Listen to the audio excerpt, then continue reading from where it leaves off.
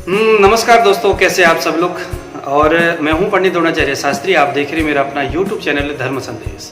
आज आपके सामने मैं जो चीज़ें लेके आया हूं, जो बात लेके आया हूं, जो मैं आपके सामने कुछ बात कहने जा रहा हूं, ये शायद मुझे नहीं कहना चाहिए, क्योंकि ये साइंटिफिक आधार नहीं है इसमें, या ये कह सकते कि अभी तक इसके ऊपर कोई रिसर्च नहीं हुआ है, या कह सकते कि अभी तक इसके ऊपर किसी ने ध्यान नहीं दिया। अब आपको पता चल गया होगा, क्योंकि थंबनेल में मैंने जो लिखा हुआ है मैं उसी के ऊपर बात करने जा रहा हूँ। हाँ दोस्तों, मेरे सामने अभी तक 11 लोग आ चुके हैं, जिसमें से 3 जम्मू कश्मीर से है, आसाम से 1 पेशेंट है, अरुणाचल प्रदेश से 1 पेशेंट है, दिल्ली से 3 है। तो ऐसे करके कुछ पेशेंट, एक गया से भी है, मतलब 14-15 लोग हैं, नागपुर महाराष्ट्र से 1, तो ऐसे करके 14-15 लोग हो गए,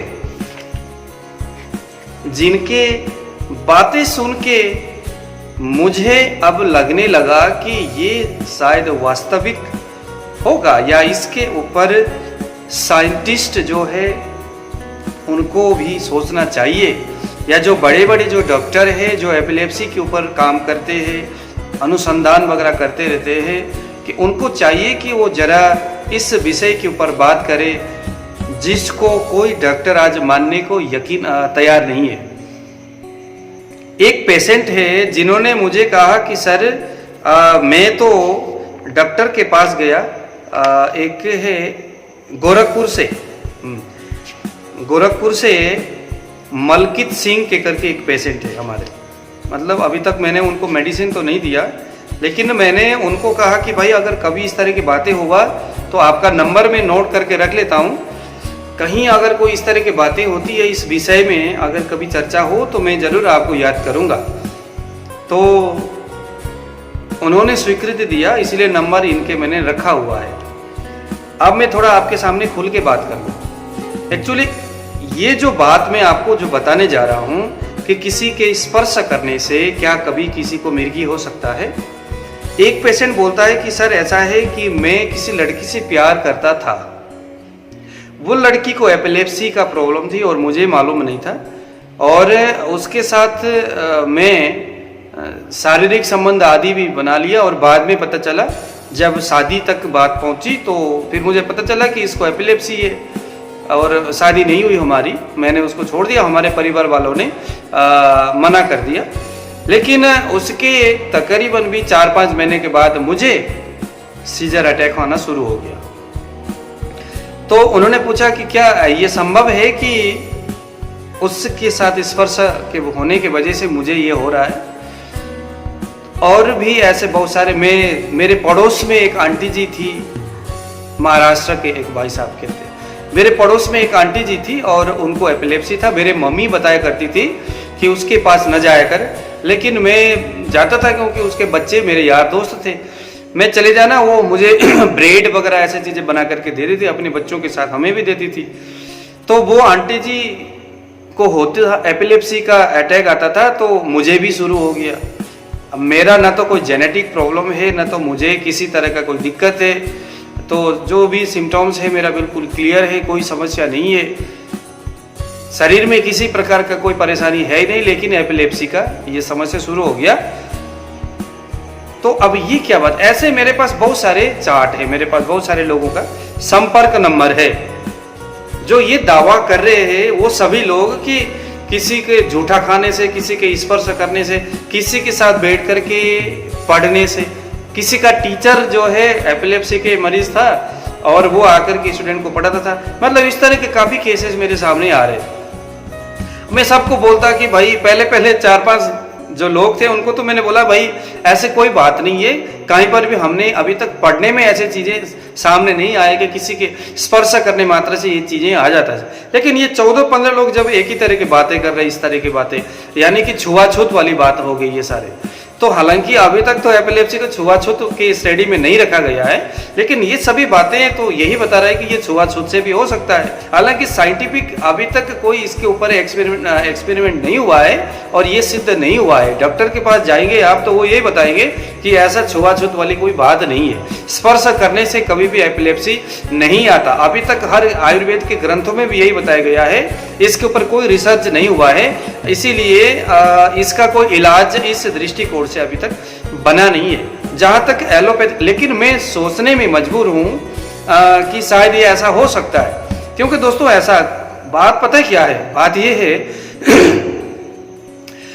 कि कभी कभी हमारी जो नजरिया है ना, हम सिर्फ उन्हीं चीजों को मानते हैं, सुनते हैं या सुनना चाहते हैं जो साइंटिफिक रिसर्च के बाद सामने आया है, जिसको साइंस ने यकीन किया है, हम बस उन्हीं को मानते हैं। लेकिन दुनिया में ऐसे बहुत सारी चीज है जिसको साइंस बिल्कुल फेल है। वहां पर कहीं पानी आसमान की ओर ऐसे करके जाता है, पानी तो नीचे जाता है ना, धरती की जो ग्रेविटी वो पानी को खींचता है, हर चीज को खींचता है, लेकिन वहां उल्टा हो रहा है, पानी ऊपर में जा रहा है। आपने गूगल में, टीवी में भी अब काफी आ चुका है वो। एक आदमी जो है किसी को पीछे से लात मारता है और उसका बैक पेन जो है वो ठीक हो जाता है। ऐसे बहुत सारे कहानी समाज में हम सुनते देखते आ रहे हैं, हालांकि उसका साइंटिफिक कोई रीजन नहीं है, साइंस उसको यकीन नहीं करता, लेकिन फिर भी चले आ रहा है, वो सब चीजें हो रहा है।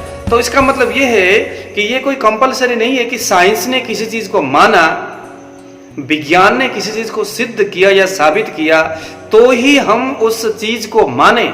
दुनिया में बहुत सारी ऐसी चीजें हैं जिसके ऊपर या तो साइंस का नजर ही नहीं गया, या तो गया भी है तो उनके समझ में नहीं आया वो चीज।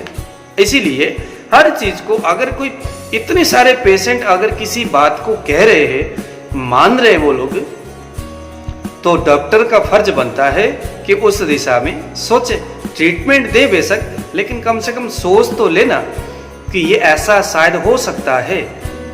अब मेरे पास तो एपिलेप्सी के बहुत सारे पेशेंट आते हैं, तो इसलिए, लेकिन अब इस तरह की जो समस्या है तो इसका इलाज क्या हो सकता है। वैसे देखा जाए तो कहीं पर भी किसी भी आयुर्वेदिक ग्रंथों में मेरे हिसाब से तो, क्योंकि मैंने बहुत सारे ग्रंथ पढ़ा हुआ है और हमारे गुरुजी, बहुत सारे यार दोस्त भी अब तो हमारे यूट्यूब के माध्यम से अच्छे अच्छे बड़े बड़े वैद्य से, बड़े बड़े डॉक्टरों से मेरा संपर्क है, लेकिन किसी ने भी इस विषय में बिल्कुल मतलब ना वाली बातें कही है।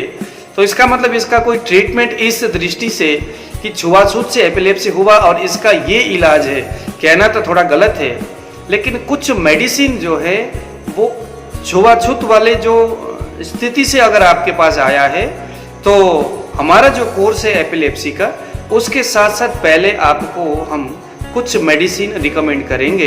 एक पौधा है जिसका नाम है अमरबेल, ऐसे मैंने सुना था। और छत्तीसगढ़ की भी कोई बहन जी है, उनका एक सन्यासी है, उनके पापा जी जो है काफ़ी बुजुर्ग हो गए अब तो, कहते हैं कि सन्यासी है वो लेडीज, बहन जी है, जैसे स्त्री शादी नहीं हुआ और सन्यास बन गई। तो उन्होंने कहा मुझे कि जिनको जेनेटिक प्रॉब्लम है और इस तरह के छुआछूत से उत्पन्न होने वाले रोग है, उनको अगर हम अमरबेल, एक मिलता है, आप गूगल में सर्च करना अमरबेल क्या होता है, तो वो जो अमरबेल का जूस अगर आप या हम अगर उनको देते हैं समथिंग 15-20 या 1 महीने 2 महीने तक, उनके हिसाब को देखते हुए, उनके रोग की प्रबलता को देखते हुए, तो जेनेटिक का जो समस्या है उनके डीएनए के माध्यम से आया हो, या ये जो छुआछूत से उत्पन्न होने वाली जो समस्या है वो काफ़ी हद तक वो उसको ख़त्म कर देता है, शरीर के अंदर उसको डिस्ट्रॉय कर देता है, ऐसे उन्होंने बताया। तो हालांकि मैंने 1-2 लोगों को ज़रूर दिया, अब उसने कितना काम किया नहीं किया, क्योंकि ये चीज़ तो वैसे पता नहीं चलता, तो मेडिसिन तो चलाना ही पड़ेगा। तो ऐसे लोगों को भी मैं बताऊंगा कि जिनको जो ये बताते हैं कि भाई किसी के स्पर्श से, किसी के शारीरिक संबंध से, किसी के जूठा खाने से, किसी के साथ बैठने से, या तमाम जो छुआछूत के जो कारण होते हैं, वहाँ से भी अगर आपको लगता है कि एपिलेप्सी है तो आप आयुर्वेदिक तरीका से ट्रीटमेंट कीजिएगा तो आपको ज़रूर बेनिफिट होगा। दूसरी बात यह है कि एपिलेप्सी जो है हमेशा पेट से ही शुरू होता है। मैं आपको बता दूं कि एपिलेप्सी एक तो है एडियोपैथिक एपिलेप्सी है वो आपके ब्रेन के अंदर जो नस है या सूख जाने से या बहुत ज़्यादा दब जाने से या किसी कारण से संक्रमित हो जाने से या कृमि आदियों के द्वारा क्षत विक्षिप्त हो जाने से या प्राणवायु की जो वेग है वो ब्लॉकेज होने की वजह से वेग वहाँ पर एक निश्चित गति में न पहुँचने के कारण से तमाम वजहों से अगर रोगी के नसों ब्रेन के नस में काफ़ी ज़्यादा दिक्कत है, आपके एमआरआई में अगर इस तरह की दिक्कत अगर आपको नज़र आता है, वैसे तो देखा गया है कि एपिलेप्सी के 95% जो केस है वहाँ किसी भी तरह का डायग्नोसिस बिल्कुल जीरो होता है। किसी भी, मैंने तो अभी तक कितने सारे पेशेंट आए हैं, सब यही बताते हैं कि सर एमआरआई का और सीटी स्कैन का और ईईजी का रिपोर्ट आता है, किसी किसी का मतलब कि नेगेटिव ही आता है, लेकिन कम से कम एमआरआई का जो रिपोर्ट है वो तकरीबन जिनको एडियोपैथिक एपिलेप्सी है और काफ़ी बुरी स्थिति में है उनका तो एमआरआई में भी आ जाता है, कहीं सूखा हुआ नस सूखा हुआ है, कहीं मैंने ये भी देखा कल कि उनके ब्रेन के अंदर मांस और फिर मेद फिर मज्जा फिर ब्लड का लेयर होता है, 3 लेयर होते हैं वहाँ पर। उसमें से मांस और मेद के बीच में ना थोड़ा सा स्वेलिंग जैसा आया था उनका, उसके अंदर कुछ स्वेलिंग थोड़ा सा उभरा हुआ सा कुछ वहाँ पर रिपोर्ट में आया। तो उससे क्या होता है कि हमारी जो कोशिकाएं ब्रेन के अंदर जो शरीर में साइन देता है वो उभरे हुए भाग एक कोशिका से निकलने वाले साइन को वो बीच में ब्लॉक कर देता है। तो ब्लॉक करने के फलस्वरूप उसको ये एपिलेप्सी का समस्या हो गया। यानी कि जो इसको हम एक दृष्टि से देखें तो ये है एडियोपैथिक एपिलेप्सी, एक विस्तृत दृष्टि से देखें तो। हालांकि एलोपैथिक जो डॉक्टर है उनके नज़रिए इसके ऊपर कुछ भी होगा, लेकिन आयुर्वेद के हिसाब से मैंने इतने लंबे चौड़े इतने दिनों से हम इसके ऊपर काम कर रहे हैं, तो मेरे नज़र में एडियोपैथिक एपिलेप्सी वो है, मैंने अपने हिसाब से इसको मतलब डिसाइड किया है कहूँ, या मैं अपने उसी हिसाब से देखता हूँ। गैस्ट्रिक एपिलेप्सी यानी शरीर में कहीं भी स्टीम बन रहा है, ब्रेन में जा रहा है, वो गैस्ट्रिक है, वो आपके अमाशय में उसकी दिक्कत की वजह से हो रहा है। छोटी आंतें बड़ी आंतें या शरीर के अंदर यहाँ पर कहीं मल जमा हुआ है, वहाँ पर कृमि बने हुए हैं यानी कीड़े वगैरह, तो वो आपके ब्रेन तक जा रहा है, तो वो गैस्ट्रिक एपिलेप्सी। रिफ्लेक्स एपिलेप्सी आपके हाथ में पैर में शरीर के किसी हिस्से में किसी कीड़े ने काट लिया आदि इत्यादियों से भी जो है वहाँ पर पूय यानी कि वहाँ पर मवाद जम जाता है और वहाँ से स्टीम ऊपर की ओर जाता है। और एक है एडियोपैथिक एपिलेप्सी जो ब्रेन के नस में किसी कारणवश संकट होता है, वहाँ पर या सूख जाता है या ब्लॉकेज हो जाता है या कुछ होता है। एक तो ये है। एक तो दोस्तों इंस्टेंटली रोगी के शरीर में ब्लड प्रेशर बहुत ज़्यादा बढ़ जाता है। ब्लड का जो प्रेशर है वो ब्रेन की ओर जाता है और सिर हो जाता है गर्म, शरीर हो जाता है ठंडा। वैसे सिर ठंडा और शरीर गर्म होना चाहिए। तो उन लोगों को जिनको 2, 3 या 4 महीने के बाद एक बार दौरा आता है, अक्सर देखा गया उनका सिर जो है वो गर्म होता है, शरीर उनका ठंडा, पैर बिल्कुल उनका ठंडा होता है।